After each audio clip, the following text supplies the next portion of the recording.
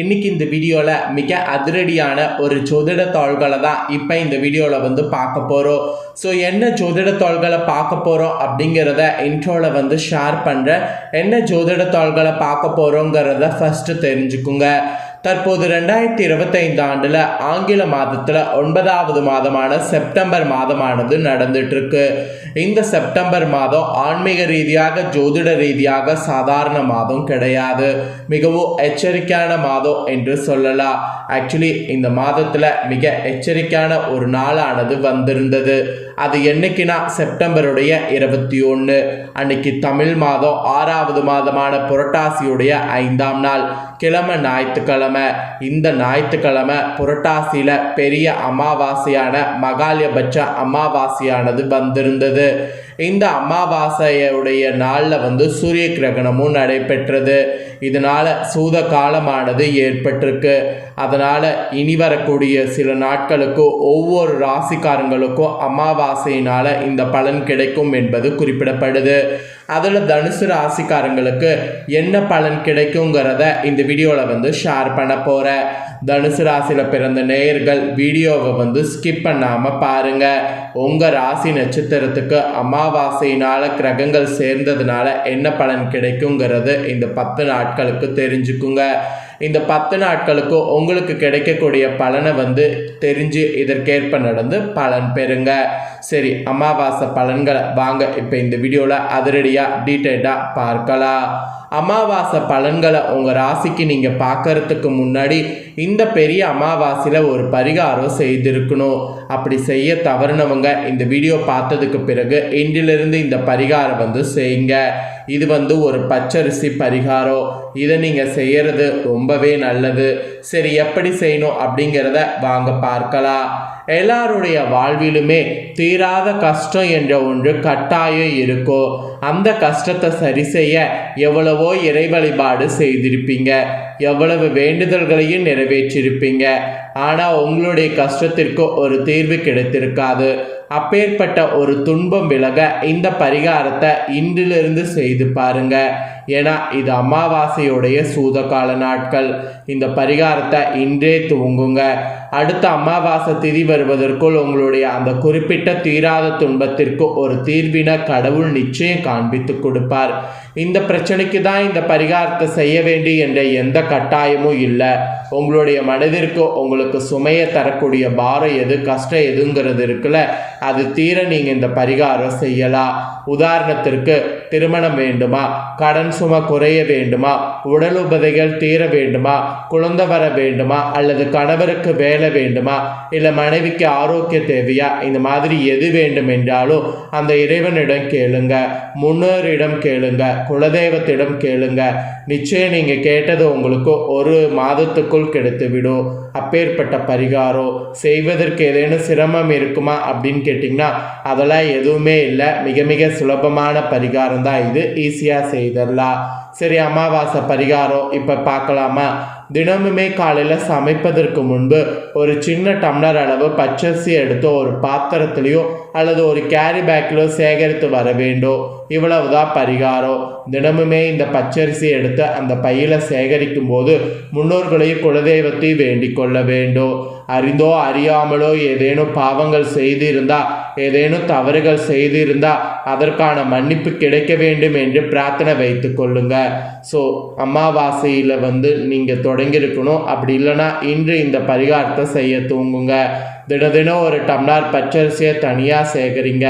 அடுத்த அமாவாசை நாள் அன்று ஒரு குறிப்பிட்ட அளவு அரிசி சேர்த்து இருக்கும் அல்லவா, அந்த அரிசியோட 1/2 கிலோ வெல்லம் சேர்த்து 100 ml குறைந்தபட்சம் நெய் வாங்கி அந்த பச்சரிசியுடன் வைத்து யாராவது ஒருவருக்கு இது அப்படியே தானம் கொடுத்து விட வேண்டும்.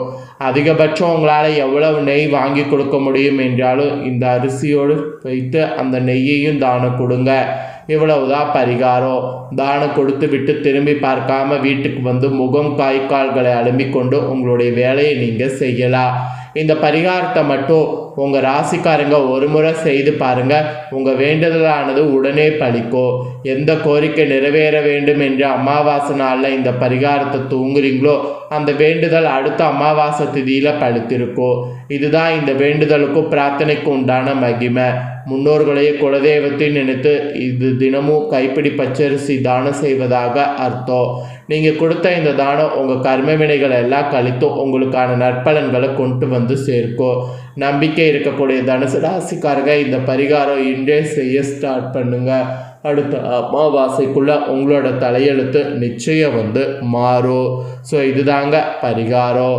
ஸோ இப்போ உங்களுக்கு ஜோதிட ரீதியாக உங்கள் ராசிக்கான பலன்கள் என்னங்கிறத முழுமையாக சொல்ல போகிறேன். உங்கள் ராசிக்கான பலனை முழுமையாக இந்த வீடியோவில் தனுசு ராசிக்காரங்க தெரிஞ்சுக்குங்க. தனுசு ராசி மூலம் பூரோடம் உத்திராடம் 1ஆம் பாதத்தில் பிறந்தவங்களுக்கு நான் சொல்லக்கூடிய கணிப்பு கரெக்டாக இருக்கும். ஸோ தனுசு ராசி இந்த நட்சத்திரத்தில் பிறந்தவங்க வீடியோ ஸ்கிப் பண்ணாமல் பாருங்கள். ஃபஸ்ட்டு கிரகநிலை உங்களுக்கு இந்த அமாவாசையினால் எப்படி அமைஞ்சிருக்குங்கிறத சொல்கிறேன். அதை முதல்ல தெரிஞ்சுக்குங்க. தைரிய வீரிய ஸ்தானத்தில் சனி வக்ரத்தோடு கூட ராகு, கலஸ்தர ஸ்தானத்தில் குரு, அஷ்டமஸ்தானத்தில் சுக்கிரன், பாக்கியஸ்தானத்தில் சூரிய புதன் கேது, தொழில் ஸ்தானத்தில் செவ்வாய், ஐனசைன போகஸ்தானத்தில் சந்திரன் என கிரகங்கள் உங்களுக்கு வள வருது. இந்த அமாவாசையில் ஒரே ஒரு கிரக மாற்றம் மட்டும் இருக்குது. அது தொழில் ஸ்தானத்திலேருந்து புதன் லாபஸ்தானத்துக்கு மாறுறாரு. இந்த கிரக மாற்றங்களுடைய அமைப்பு இதெல்லாம் வைத்து உங்களோட ராசிக்கு என்ன பலன்கள் அப்படிங்கிறது குறிப்பிடப்பட்டிருக்கு. அதை தான் இந்த வீடியோவில் சொல்ல போகிறேன். தனுசு ராசிக்காரங்க உங்களுக்கான பலனை தெளிவாக இந்த வீடியோவில் தெரிஞ்சுக்குங்க. எந்த நேரத்திலையும் தகுதி குறையாமல் செயல்படக்கூடிய தனுசு ராசினருக்கு நீங்கள் உயர்ந்த எண்ணங்களை உடையவர்களாக இருப்பீங்க. இனி வரக்கூடிய நாட்கள் பேச்சின் இனிமையால் காரியம் கைகூடும், சுப பலன்கள் ஏற்படும், எதிர்பார்த்த உதவிகள் கிடைக்கும். ஆனாலும் எதிலுமே கூடுதல் கவனத்தோடு செயல்படுவது நல்லது. தொழில் வியாபாரம் திருப்தியாக நடக்கும், எதிர்பார்த்த பண உதவி கிடைக்கும். வாடிக்கையாளர்களை அனுசரித்து செல்வது ரொம்ப இனி வரக்கூடிய நாட்கள் நல்லது. உத்தியோகத்தில் இருப்பவங்க அலுவலக வேலையாக அலைய வேண்டியது இருக்குது. புதிய பொறுப்புகள் சிலருக்கு கிடைக்கலாம். வெளிநாடு முயற்சிப்பவர்களுக்கு அனுகூலம் கிடைக்கும். குடும்பத்தில் சகஜ நிலை காணப்படும்.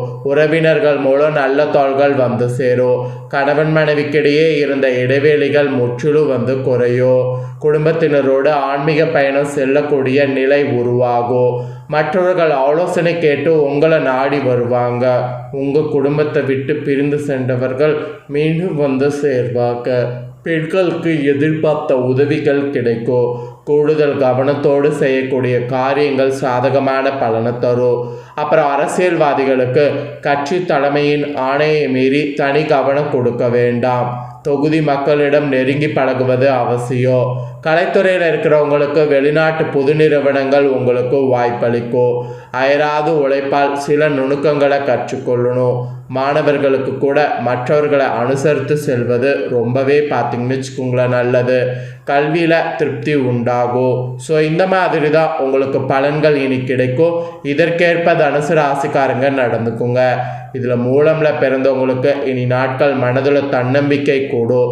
துணிச்சலாக எதில் ஈடுபடணும். சந்திரன் சஞ்சாரம் உங்களுடைய எண்ணப்படியே எதையும் செய்து முடிக்கக்கூடிய சூழ்நிலையை ஏற்படுத்தும். மற்றவர்களுடைய பிரச்சனைகளுக்கு தீர்வு காண்பதில் நாட்டம் செல்லும். கௌரவ அந்தஸ்து உயரும். வீண் செலவுகள் உண்டாகும். இதே பூரப்டமில் பிறந்த நட்சத்திரக்காரர்களுக்கு இனி நாட்கள் தொழில் வியாபாரத்தில் இருப்பவங்க உங்களுடைய தொழில் விரிவாக்கம் செய்யக்கூடிய முயற்சியில் ஈடுபடணும். அதற்கு தேவையான பண உதவி கிடைக்கப்பெறும். ஆனால் போட்டிகள் பற்றிய கவலை தோன்றும். சமாளிக்க முயற்சி பண்ணும். அப்புறம் உத்திராட 1ஆம் பாதத்தில் பிறந்தவங்களுக்கு இனி நாட்கள் உத்தியோகத்தில் இருப்பவங்க உங்களுடைய திறமையால் அலுவலக பணியை சிறப்பாக செய்வீங்க. புதிய தொடர்புகள் மகிழ்ச்சி தருவதாக இருக்கும். குடும்பத்தில் சுபகாரியம் நடைபெறும். மனைவி குழந்தைகளோடு சந்தோஷமாக பொழுத கழிக்கணும். ஆன்மீக பணிகளில் நாட்டம் அதிகரிக்கும், பொன்பொருள் சேர்க்கை உண்டாகும். ஸோ அந்த சேர்க்கையை மட்டும் மிஸ் பண்ணிடாதீங்க. இந்த மாதிரி உங்கள் நட்சத்திரத்துக்கு ஏற்பவோ இதுதான் நடக்கும் என்பது குறிப்பிடப்பட்டதை தெளிவாக இந்த வீடியோவில் வந்து உங்கள் ராசிக்கு ஷேர் பண்ணிட்டேன். ஷேர் பண்ணதை தெரிஞ்சிருப்பீங்க. தெரிஞ்சதுக்கேற்ப நடந்து பயன் பெறுங்க. நீங்கள் இதை பார்த்து பயனடைகிறது போல் உங்கள் ஃப்ரெண்ட்ஸ் ஃபேமிலியில் இருக்கிறவங்களும் பார்த்து பயன் பெறணும் அப்படின்னு நினச்சிங்கன்னா வீடியோ லைக் பண்ணி உங்கள் ஃப்ரெண்ட்ஸ் ஃபேமிலிக்கு ஷேர் பண்ணுங்கள். உங்கள் ஃப்ரெண்ட்ஸ் ஃபேமிலியில் இருக்கிறவங்களும் வீடியோ பார்க்கட்டும். அவங்களும் தனுசு ராசிக்காரங்களாக இருந்தாங்கன்னா இந்த தாள்களை தெரிஞ்சு இதற்கேற்ப நடந்து பலனடையட்டும். இதே போல் புதிய அப்டேட்டான நிறைய வீடியோ நம்ம சேனலில் போடப்படும். அதே எல்லாமே உடனுக்குடனே தெரிந்து கொள்ள மறக்காமல் நம்ம சேனலை சப்ஸ்கிரைப் பண்ணுங்கள். கூட பெல் பண்ண ப்ரெஸ் பண்ணுங்கள். ஃபஸ்ட் டைம் பார்க்குறவங்க அதை நீங்கள் பண்ணிட்டீங்கன்னா இனி நான் போடுற மற்ற அப்டேட்டான எல்லா வீடியோஸும் உடனுக்குடனே தெரிந்து கொள்ளலாம். சப்ஸ்கிரைப் பண்ணுங்கள். தேங்க்யூ.